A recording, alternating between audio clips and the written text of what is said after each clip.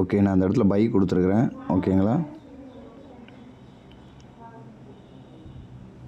நான் எதுக்காக பை கொடுத்துருப்பேன்னு நினைக்கிங்க?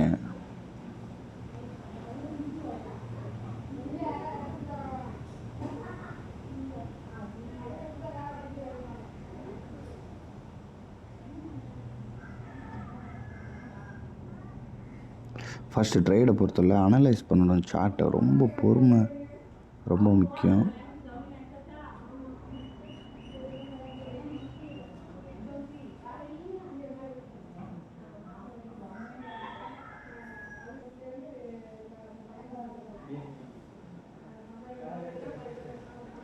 இப்போ இது எனக்கு சாலிடாக நமக்கு இது ப்ராஃபிட்டு.